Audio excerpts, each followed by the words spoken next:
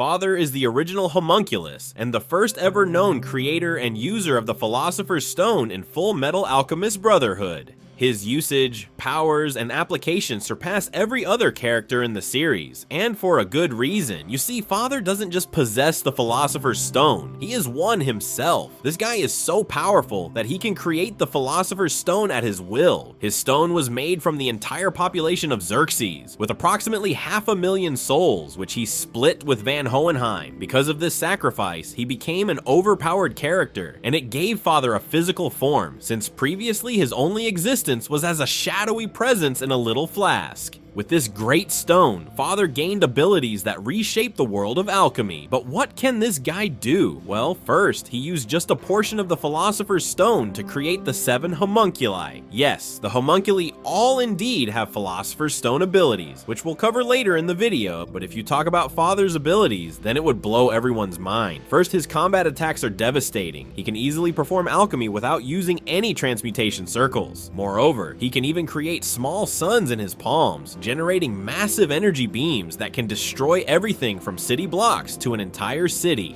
What makes him even more dangerous is that he can control lava, and when he absorbed God on the promised day, his powers multiplied even more. With his newly gained power, he could destroy souls from bodies with a single touch. Then he could create barriers that deconstructed matter on a molecular level and even perform nuclear fusion reactions. But so far, we've only touched the tip of the iceberg, because his greatest use of stone is in infrastructure. This guy was so strong that he created a nationwide transmutation circle beneath the whole Ametris nation. This was done using his Philosopher's Stone to regulate and limit alchemy across the entire country. What made this ability so dangerous is that Father could control who could use alchemy and who couldn't. The only reason he lost was that he got exhausted when his stone reserves ran out while fighting multiple opponents at once. If he knew a way to preserve his souls more carefully, no one would be alive by now. This is because his godlike abilities are unbeatable. Van Hohenheim is also in his league. This guy received the other half of Xerxes' population with over 536,000 souls. This made him one of the most powerful Philosopher's Stone users in existence. But there's a difference between Father and Hohenheim's views, because he saw these souls as more than just fuel, but as individuals who deserved respect and remembrance. His Philosopher's Stone usage differed a lot compared to every other stone user. For over 4 centuries, Hohenheim communicated with each individual soul within his body.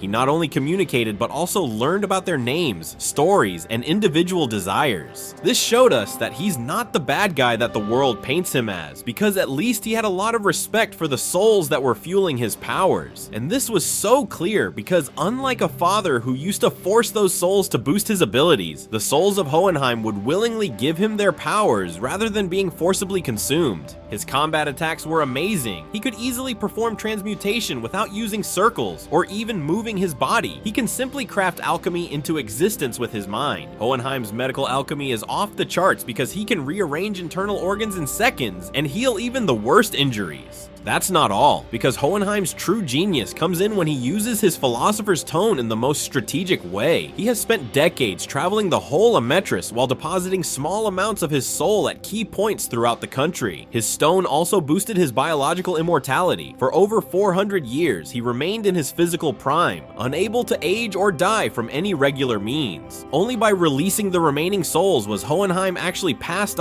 away, which is one of the most peaceful ways someone could die in the series.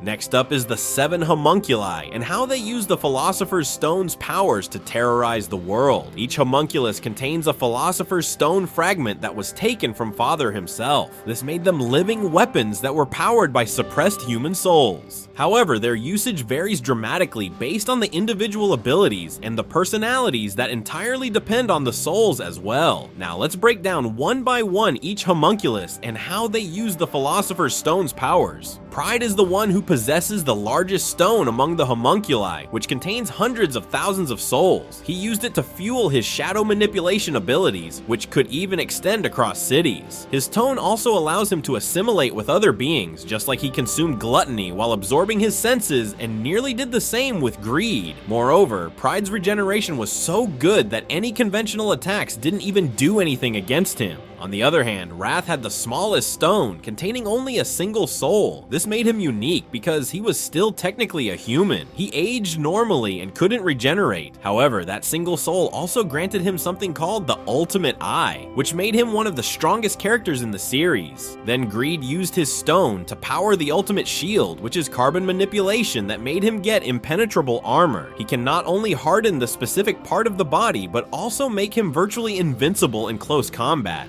After absorbing Ling Yao, he demonstrated an even more tactical use by hardening specific areas as needed, rather than his entire body. Then there's Envy, who used their stone for shapeshifting and regeneration. Due to their shapeshifting abilities, they have created many wars while becoming a different person than what someone would expect. Eventually, Envy's stone was depleted to a tiny core. That was when they were destroyed by Roy Mustang's flames. Lust is something many people hate. She used her stone for regeneration and to power her ultimate spear. She could extend razor-sharp fingers that could pierce anything. Her usage is pretty much simple, but she lacks the versatility of other homunculi. In other words, she was very predictable, and that's why she died after her stone got completely exhausted. Then there's Gluttony, who used his stone to power the false gate, dimensional portal, in his stomach. If he ends up eating someone, they would never be able to come out. He could starve them to death or do anything he wants to them in the portal itself.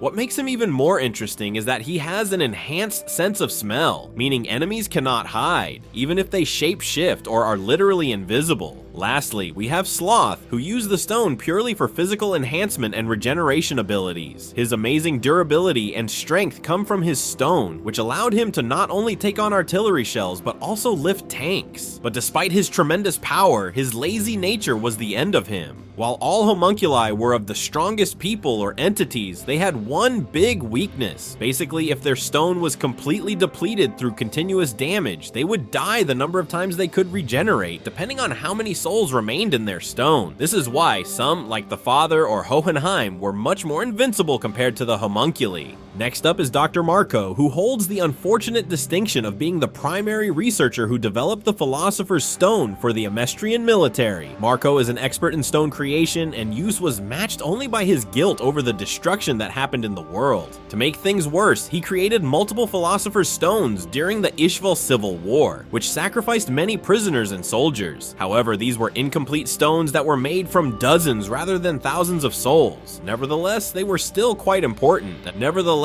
his medical applications that came out of the stones were extraordinarily advanced, even though he didn't really specialize in healing alchemy. The stones still allowed him to perform many medical procedures with ease, which compensated for any lack of knowledge he had. To make it interesting, he even cured Roy Mustang's eyesight, something that even Hohenheim couldn't accomplish for Azumi Curtis. But that's not the scientist's real ability. His main ability was his capacity to destroy the Philosopher's Stones. By using a unique transmutation circle tattooed on his palm, he could decompose a stone as soon as he touched it. When he touched Envy with the circle, it destroyed Envy's stone so thoroughly that the homunculus reverted to its tiny form.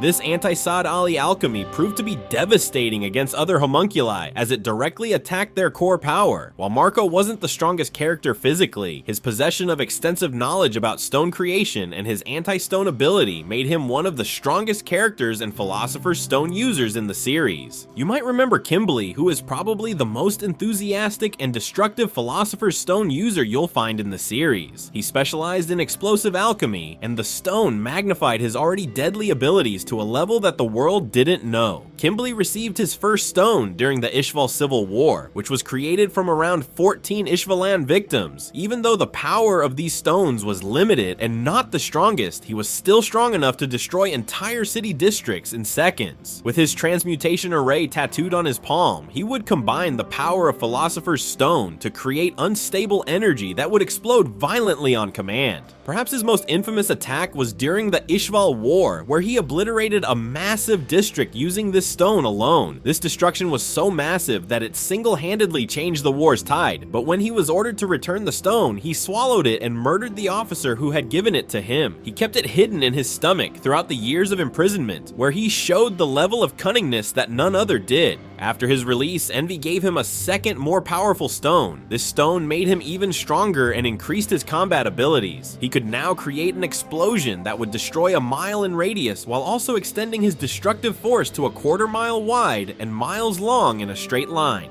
And how can we forget the main character of the series? Who is Edward Elric? His relationship with the Philosopher's Stones was rather complex and contradictory. He never wanted to use them after learning how they are created, yet with time, he needed them once. After confronting Pride, Edward transmuted his own body into a Philosopher's Stone, using his soul and Envy's remaining stones as material. This allowed him to enter Pride's body and attack the homunculus from within, destroying Pride's vassal from inside. While the transmutation was temporary and didn't consume his own soul, it also showed us that Edward was sort of a Philosopher's Stone user himself. While there are many other beneficiaries of the Philosopher's Stones as well, they aren't pure users of this devastating item. Every Philosopher's Stone user in FMAB has also faced the immense implications of their own power. This stone boosts their darkness and the capabilities to a level where people would sacrifice others' people for their own gain. There were many characters who used it without hesitation, like the father embodying pure selfishness, but others were the ones who refused, like Edward Elric. Who do you think is the strongest Philosopher's Stone user in the entirety of this anime? Let us know in the comments down below and subscribe to our channel if you enjoyed the video.